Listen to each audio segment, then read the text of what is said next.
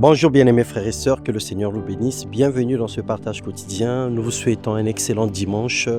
Que la gloire du Seigneur couvre nos vies. Seigneur tendre Père, Dieu d'amour et de grâce, le Père des bontés, renouvelé, nous te louons et te témoignons notre reconnaissance pour toutes les grâces et les faveurs. Ce matin, nous parlons de la plaidoirie, plaider pour demander la délivrance.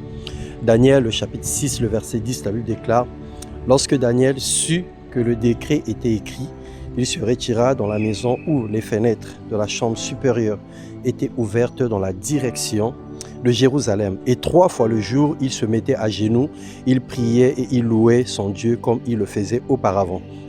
Bien-aimés frères et sœurs, le diable et ses anges déchus sont en permanence en colère contre les saints.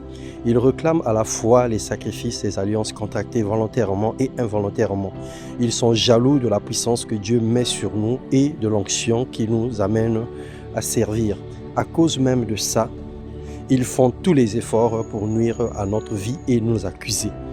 Dans Romains, le chapitre 8, le verset 33 au verset 34, il est écrit: qui accusera les élus de Dieu? Ce qui est justifié.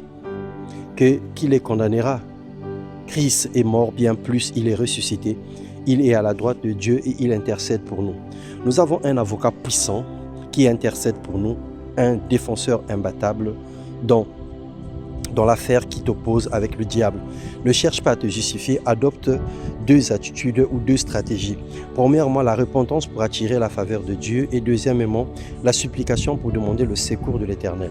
Bien-aimé dans le Seigneur, la grâce de Dieu est disponible pour quiconque implore son secours. Son bras est tendu pour celui ou celle qui est justifié par la foi, parce que quand les justes crient, l'Éternel entend et il les délivre de toute leur détresse. L'Éternel est près de ceux qui ont le cœur brisé et il sauve ceux qui ont l'esprit dans l'abattement. Parle toi-même pour te justifier, plaide comme Daniel, cherche Dieu de tout ton cœur, ne te bats pas seul, ne cherche pas une victoire personnelle, car Christ l'a déjà remporté à la croix pour toi. Que le Seigneur nous bénisse et nous donne la victoire sur toutes les batailles physiques et spirituelles dans le nom puissant de Jésus-Christ. Que la main de l'Éternel soit sur nous et que Dieu nous garde fidèles à lui, qu'il nous maintient au centre de sa volonté, au nom de Jésus-Christ. Amen.